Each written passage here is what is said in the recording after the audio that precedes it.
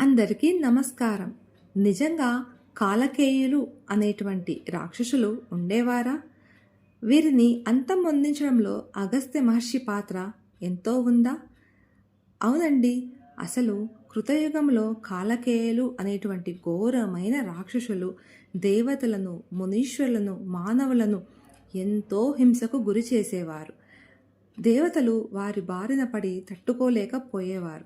ఈ కాలకేయులు ముఖ్యంగా ఋషులని, అది విద్య, తపస్సు, ధర్మం తప్పకుండా ఆచరించేటువంటి మునీశ్వరులని వెతికి మరీ చంపేవారు. విద్య అంటే ఈ కాలం లాంటిది కాదు. అహంకారం ఏమాత్రము లేకుండా నలుగురికి ఉపయోగపడేటువంటి విద్య. తపస్సు ఏ ప్రతిఫలము ఆశించకుండా బ్రహ్మజ్ఞానం కోసం చేసేటువంటిది. ధర్మం ఏది ఆశించకుండా జీవితాన్ని ధర్మబద్ధంగా బతకటం. ఇలాంటి ధర్మజ్ఞులైన ఋషులను వెతికి మరీ చంపేవారు కాలకేయులు. చవనుని ఆశ్రమంకు వెళ్ళి అక్కడ ఋషులను సంహరించారు. భరద్వాజుని ఆశ్రమంకు వెళ్ళి అక్కడ ఋషులను మట్టి కలిపేశారు. ఇది తట్టుకోలేక ఇంద్రాది దేవతలు ఆ రాక్షసులని చంపటానికి ఎంతగానో పోరాడారు.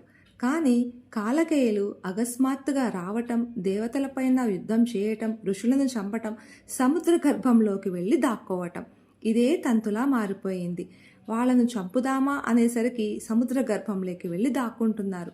ఎంత లోపలికి వెళ్ళినా చిక్కడమూ లేదు. ఇది పరిష్కారం కాక పితామహుడైన బ్రహ్మగారి వద్దకు వెళ్ళారు. పితామహుడైన బ్రహ్మదేవుడు దీనికి సరైన ఉపాయం కేవలం శ్రీహరి మాత్రమే చెప్పగలడు అని చెప్పారు. ఇంద్రాది దేవతలు, ఋషీశ్వరులు అందరూ ఆ నారాయణ దగ్గరికి వెళ్ళి హరిహరి మమ్మల్ని కాపాడు అని జరిగినదంతా వివరించారు.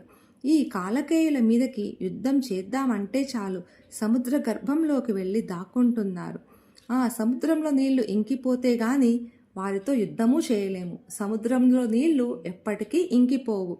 కనుక ఈ సమస్యకు పరిష్కారమే దొరకటం లేదు అని మహావిష్ణువుకి చెప్పుకున్నారు. అయితే దీనికి పరిష్కారం చూపగల వ్యక్తి, సముద్రాన్ని తాగేయగల వ్యక్తి ఒకే ఒక్కడున్నారు. అతనే అగస్త్య మహర్షి. మీరు అగస్త్య మహర్షి వద్దకు వెళ్ళి ఆయన్ని వేడుకోండి అన్నారు. దేవతల మొహంలో చిన్నపాటి సందేహం చూసి మహావిష్ణువు ఇలా చెప్పాడు. అగస్త్యుడు అంటే ఎవరో కాదు, సూర్యునికి వరుణదేవునికి కుమారులు అగస్త్యుడు, వశిష్ఠుడు. వాళ్లకు మించిన జ్ఞానులు లేరు అని ఉదాహరణకు వింధ్య పర్వతం గురించి చెప్పారు. సూర్యుడు ప్రతిరోజు తన గమనము మేరు పర్వతం చుట్టూ చేస్తాడు. అయితే వింధ్య పర్వతము ఇది చూస్తూ తనని తక్కువ చేసి మేరు పర్వతానికి మాత్రమే సూర్యుడు ప్రదక్షిణ చేస్తున్నాడు. అంటే నాకు ఏ గౌరవము ఇయ్యట్లేదు. మేరు పర్వతం ఎందులో గొప్పది, నేనెందుకు గొప్పదాన్ని కాదు అని అనుకున్నాడు వింధ్యుడు. ఒకరోజు సూర్యుడిని ఆపి మరీ అడిగాడు. అడిగితే, నా విధి, మేరు పర్వతం నాకు గురువు వంటివాడు కనుక నేను ఇతనికి ప్రదక్షిణ చేస్తున్నాను అని చెప్పాడు. వింధ్యునికి మహాకోపము వచ్చి పట్టరాని ఆవేశంతో పెరిగిపోయాడు. నేనంటే ఏమిటో ఈ లోకాలకు చూపిస్తాను అంటూ పెరిగిపోయి ఆకాశానికి తాకిపోయాడు. ఆకాశానికి తాకిపోగానే సూర్యచంద్రులు వారి గమనానికి వెళ్ళలేకపోయారు. పగలు రాత్రి ఆగిపోయాయి. సృష్టి గతి తప్పింది.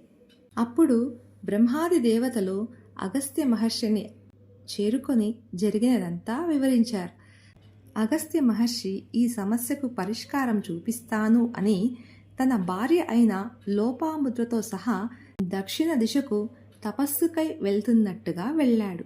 అక్కడ వింధ్య పర్వతం అగస్త్య మహామహర్షిని చూసి ప్రణమిల్లింది. అంత గొప్ప మహర్షికి ప్రణామం చేయకపోతే ఇంకేమైనా ఉందా? అందుకని వింధ్య పర్వతం వంగి వినయపూర్వకంగా అగస్త్య మహర్షికి ప్రణామం చేసింది. అయితే అగస్త్య మహర్షి, నేను దక్షిణ దిశగా వెళ్తున్నాను, నేను తిరిగి వచ్చేంత వరకు నీవు ఇలానే ఉండు అని చెప్పి వెళ్ళిపోయాడు. ఇక అగస్త్యుడు తిరిగి రాలేదు. వింధ్య పర్వతం లేచి నిలుచోనూ లేదు. అలా ఆకాశానికి తాకి ఉన్న వింధ్య పర్వతాన్ని ఒక్కసారిగా దింపేశాడు అగస్త్య మహర్షి. ఏ సంశయమూ లేకుండా మీరు అగస్త్య మహర్షి వద్దకు వెళ్ళి సముద్రాన్ని తాగమని చెప్పండి. ఆయన సముద్రాన్ని తాగగానే మీరు కాలకేయులతో యుద్ధం చేయండి అని చెప్పి పంపించాడు మహావిష్ణువు. ఇంద్రాది దేవతలు అగస్త్య మహామహర్షి ఆశ్రమముకు వెళ్ళి వేడుకొని, అయ్యా, కాలకేయులు సముద్ర గర్భంలో దాగి ఉన్నారు కనుక మేము వారితో యుద్ధము చేయలేకపోతున్నాము. మీరు మమ్మల్ని అనుగ్రహించి ఈ సముద్రాన్ని పానము చేయవలసిందిగా కోరుచున్నాము అని విన్నవించుకున్నారు. అగస్త్య మహర్షి సరేనని ఒక్క గుటికెడు నీళ్లు తాగగానే సముద్రం మొత్తం ఇంకిపోయింది. ఇంకేముంది, ఇంద్రుడు మొదలైన దేవతలు కాలకేయులని సంహరించారు. ఇదండి కాలకేయుల సంహారంలో అగస్త్య మహర్షి యొక్క ముఖ్య పాత్ర. అందరికీ నమస్కారం. Please like, share and subscribe.